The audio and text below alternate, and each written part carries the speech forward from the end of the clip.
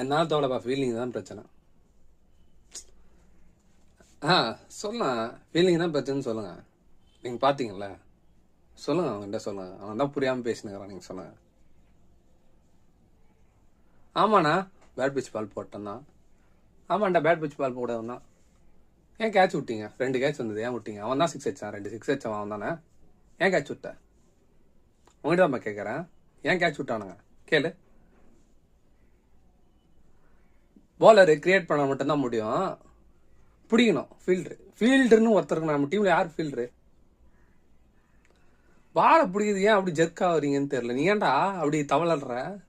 சரி, ஏன் பால் நீ ஓடி வர மாட்டற சொல்லு. பால் உங்ககிட்ட தான் வருது, ஏன் ஓடி வர மாட்டற? அப்படி நிற்பியா? சரி, போலர் போறதுக்கு முன்னாடி இப்படி நிக்கிற, இப்படி கை இப்படி வச்சுக்கிற, இப்படி பண்ணிக்கிற, என்னத்துக்கு அது?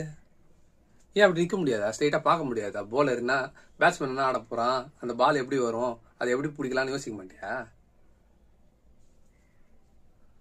ஏய், ஃபீல்டிங் தான்டா பிரச்சனை. முதல்ல ஃபீல்டிங் ஒழுங்கா பண்ண சொல்லு.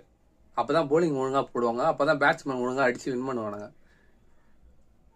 ஒரு ஆப்னண்ட் நம்மளுக்கு முன்னாடி நின்று நவரத்துக்கு பயப்படணும், கிட்டஸ்ட் ஓடுறதுக்கு. தெரியுமா? அப்படி இருக்கணும்.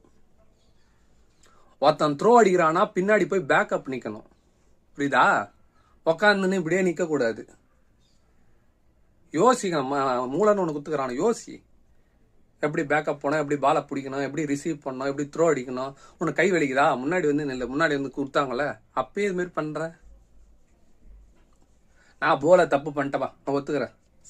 நான் காலைல வந்து மணி வேணுமா கேட்குறேன், சொல்லிடுறேண்ணா. நான் தப்பு பண்ணிட்டேன், ஒத்துக்கினேன். 2 பேட் பிச் பால் தப்பு தான்.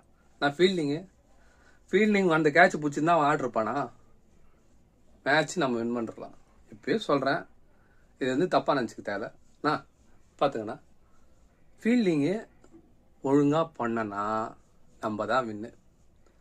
ஒவ்வொரு பாலும் கரெக்டாக எடுக்கணும், கரெக்டாக த்ரோ அடிக்கணும். பால் மிஸ் ஆயிடுச்சா பின்னாடி பேக்கப் பிடிக்கணும். இப்படி பண்ணிட்டா நாம தான் வின்னரு. நம்மளை அடிச்சு எவனும் கிடையாது. நம்மளுக்குள்ளே கான்ஃபிடென்ஸ் வரும், நம்ம பெரிய டீம் தானே. ஆஃபனன்ட்டு பயப்படுவோம், ஐயோ நல்ல ஃபீல்டிங் டீமாக இருக்குன்னு. யோசிங்க, ஃபீல்டிங் தான் பிரச்சனை. போலிங் கூட சமாளிச்சிடலாம். கரெக்டு தானே? அது வாட்டி ஃபீல்டிங் ஒழுங்காக பண்ண சொல்லலாம். நீங்கள் சொன்னால் கேட்பாங்க, அதனால் உங்ககிட்ட சொல்கிறேன்.